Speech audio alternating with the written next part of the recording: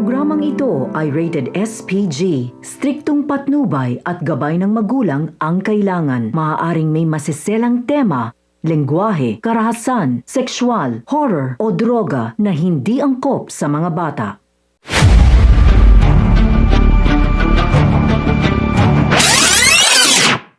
Mga kapamilya, natakasan nga nila Supremo at Amanda ang mga tauhan ni Agustos.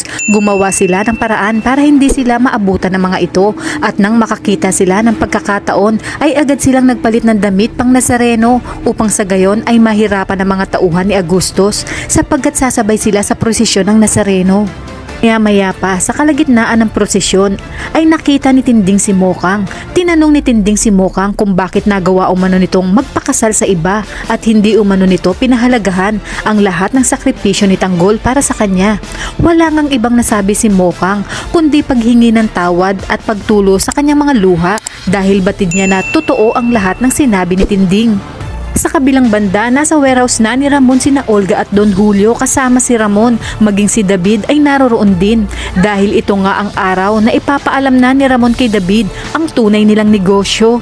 Habang ang grupo naman ng Red Phoenix ay papunta na din sa lugar at dala ang malaking halaga ng perang ibabayad nila kay Ramon. Ngunit wala nga silang kaalam-alam na sa araw na yun mismo mangyayari ang pinakamalaking bakbakan laban kina Ramon at sa mga kapulisan. At ito din ang araw na matatapos na ang buhay ng Red Phoenix dahil sa araw din na yun isasagawa nila Tanggol ang pagpatay sa Red Phoenix. Maya pa, nang malaman ni David ang tunay na negosyo ni Ramon, tinanong nga siya ni Ramon na ngayong alam na niya ang totoong negosyo nito ay magsusumbong ba siya kay Rigor. Hindi nga sumagot si David at kunwari ay nag-ikot-ikot na lang sa lugar upang makaiwas sa tanong ni Ramon. Samantala dumating na nga ang grupo ng Red Phoenix sa warehouse ni Ramon, dala ang malaking halaga ng pera na ibabayad kay Ramon. Ngunit bago pa magkaabutan ng pera sina Ramon at ang Red Phoenix ay nakarinig ng putok ng baril si Ramon, bagay na ikinaalarma nito. Dito na nga pumasok ang napakaraming pulis upang i-raid ang lugar. Kasama nga sa mga kapulisan na lumusob si Rigor de Magiba na siyang ikinagulat ni Rigor nang makita niyang buhay pa ang demonyong si Ramon. Higit pa dito ay mas lalong ipinagtaka ni Rigor kung bakit kasama ni Ramon ang kanyang anak na si David.